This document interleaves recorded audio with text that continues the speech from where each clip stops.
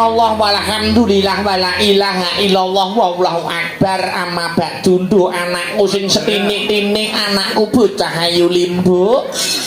ana dawuhmu apa yang nimbali karo anakmu aku leren sawetara ya nok ngono mak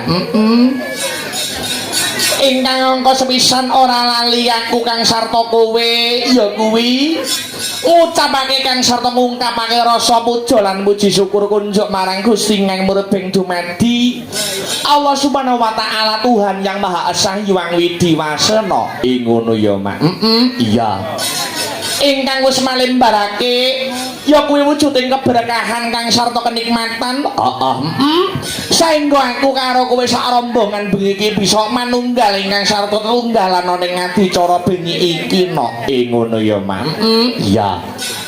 lah banjur bengi iki adicarane apa ya ngaku nyadong dawuh ngene ya nok kepiye adicarane bengi iki ya kuwi tidak lain dan tidak bukan ya kuwi kitanan ngono bahasa Quran khitan sing dikhitanke sapa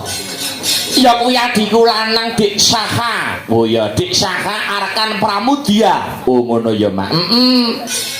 ya kuwi putrane Mbah Amin kang sarta Ibu Sudarmi ngono